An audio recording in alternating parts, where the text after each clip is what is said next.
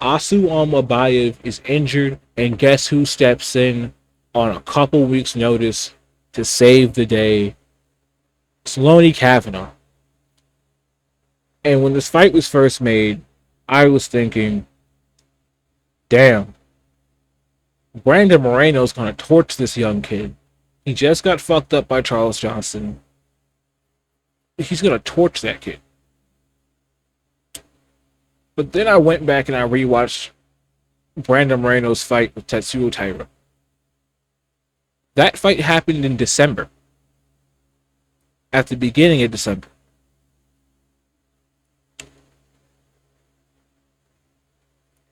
Brandon Moreno's fighting in a couple of weeks. Like, let me check the UFC schedule real quick.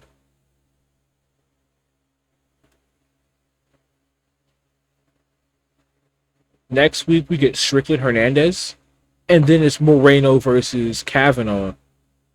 It's it's a little over 3 months since he got TKO'd bad, bad. Like a little over 3 months. Are you kidding me? Like that was a relatively bad, and brutal TKO. I don't think people like remember it because a lot of people were saying it was stopped early. Dog, Brandon Moreno genuinely like went out. It was he gets slammed, he goes out, and then the ground and pound afterwards was unanswered. And while it looked like he still could have been with it, and you want to see a champion, especially a legend of the sport like Brandon Moreno, go completely out before you call it, especially for his first stoppage loss, at least by TKO, you wanna see it go on for a little longer. With that being said, Brandon Moreno was looking at the ref, asking him, "Yo, what the fuck happened? And where am I? Where am I?" A couple times after the fight was stopped. It's one of the times where I genuinely agree with the stoppage, even though everyone else is calling it an early stoppage, which it probably was a little bit early. But I agree with it. Like, if it wasn't for the fact that it was Brandon Moreno, I don't think people would be that much up in arms. If that was some unranked fighter on the prelims, that's a fucking great stoppage. It's just higher up on the card. You want to see the fight go on a little more. Brandon Moreno was out of it. And you're telling me he's turning right back around. And it's not just, oh, he's turning back around. It's, I got TKO'd and a couple weeks later I'm back in training camp. Because it's not, oh, he's showing back up in February to fight. It's, oh, he started training at the end of December, beginning of January. Because the UFC confirms, oh, we're going to Mexico. Yair Rodriguez, as normal, is unreachable. We don't want to give Alexa Grasso the main event. Hey, Brandon Moreno!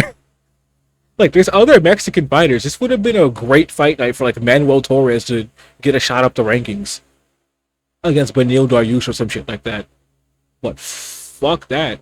If it's not Moreno, Yair Rodriguez, or Alexa Grasso, I guess they're not Mexican. Unless we're talking about Diego Lopez. Then he gets the pass. This could have been Diego versus Yair. That would have been Diego versus Yair in Mexico City would have fed families for generations. And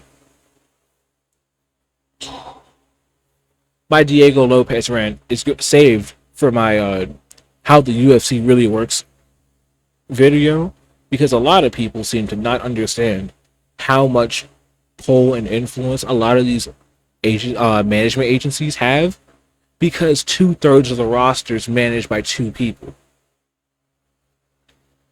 But Brandon Moreno gets stopped. TKO, definitely a concussion, first time in his career, by Tetsuo Taira. A couple of weeks later, he begins camp to fight again. When this is Asu Almabayev, yeah, that's cute. Go for it. Big dog, this is Loner Kavanaugh. The difference between the two is that there's genuine heat in Kavanaugh's hands. and he's got sharp, sharp, sharp boxing. That little goofy bullshit that Moreno does, it's not going to work against someone who's as technically sharp and sound as Kavanaugh. Kavanaugh's going to find that chin. He's going to put Moreno out early. Early. And I get, why is this Kavanaugh? Because it was supposed to be Horiguchi, but Horiguchi didn't want to fight Moreno in Mexico City with no time to acclimate to the climate on short notice. He said, "Nah, I'm cool. I'm fighting Amir Albazi." So now we have Loner Kavanaugh. He's got good power, sharp boxing, sharp defense, while he has cardio. I think he's gonna get the jump on Brandon Moreno. He's gonna put him away early. Early. And it's not like Brandon Moreno acclimates to Mexico City well at all. We've seen him fight there twice. They were not very high output fights. He fought Steve Erceg, and he threw 182 total strikes, which is a lot, and landed like 89 strikes. But it's different, bro. It's different. He wasn't putting the fucking beat down on Steve Erceg the same way he was putting a beat down on Amir Albazi, where he threw over 300 strikes. Like, there's a noticeable dip in Moreno's volume. And if you want to get technique for technique, point for point, tit for tat, I don't think Brandon Moreno's ever faced somebody with as tight a boxing as Loner Kavanaugh. This isn't Davison Figueiredo, who's the biggest flyweight in the history of the fucking sport. So he's able to get away with certain things because he's so big and so athletic and hits so fucking hard. And has like elite, dangerous jiu-jitsu on top of that. This isn't Figueiredo. This isn't Pantoja, who's sloppy as fuck on the feet. Because he's trying to overwhelm you and implement his grappling and all that. This is somebody who's going to jump in, jump out, and knock you the fuck out. I think it's going to be Moreno's looking good, out of nowhere. Down goes Moreno. He's not getting back up. Loner Kavanaugh! Like, genuinely, this is a terrible idea. And two back-to-back cuts, like, I get Moreno isn't seen as the biggest guy, but he's still probably 140, 145 pounds, trying to drop back down to 125. Right after dropping back down to 125, it's different. Like, I'm respect for Moreno for turning around this fast. He's supposed to fight Asil Mabayev any fucking way. But there wasn't necessarily the threat of getting knocked the fuck out. Asil Mabayev is nowhere near as fast as Moreno. And if you go tit for tat with him, like, he's probably just going to outpoint you to a 49-46, 48-47 decision. Loner Kavanaugh is genuinely looking to knock you the fuck out. I think he's going to knock Brandon Moreno out bad. And it sucks to say, because I like Moreno. I like the Assassin Baby. The only Mexican I've ever seen sound not menacing in Spanish and English. It's normally English where they don't sound as menacing, but Spanish they sound like the fucking Terminator in both. But no, I think Moreno is. I think this is the end. I think this is the end for the Assassin Baby. I don't think he's big enough to hang at 135. I think this is the end. He should probably call it a career. If not, get out of that UFC contract. Go over to Ryzen. Go over to ONE FC. Go over to PFL.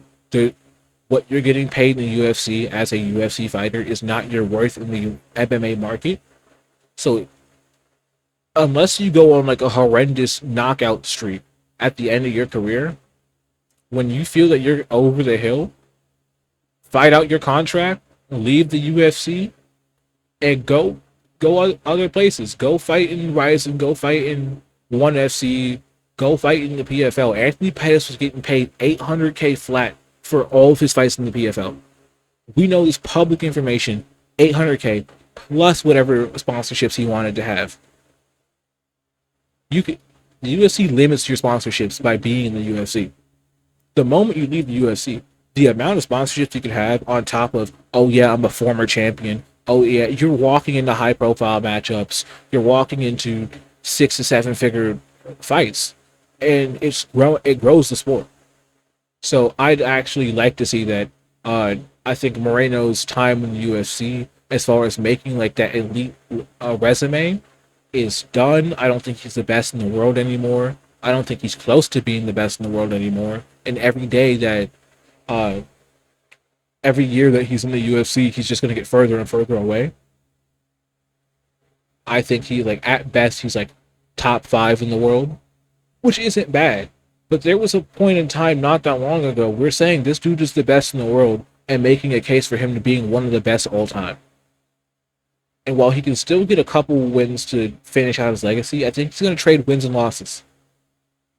I think he's going to lose this one, go on a long break, come back for the main event of probably UFC Noche in September, and then fuck up somebody like Charles Johnson or hell, even somebody like a Charles Johnson or maybe an Alex Perez or a Tim Elliott who's somehow revitalized his career or beat the brakes off of Tigiro and back off. Like, who knows? But I definitely think that Moreno's best days are behind him and that he should focus on fighting out his UFC contract and then go to greener pastures. You don't have too many fights left in your career. Finish your UFC contract. Take like 3 fights in the PFL where you're getting paid $1.5 million of a flat fee a fight plus free sponsorships of damn near whoever the fuck you want. Have fun with the shit. Until the next time, this is Daywalker MMA. Don't forget to like and subscribe. Picking Loner Kavanaugh to have a star-making performance on short notice in Mexico City. And I'll see you guys next time.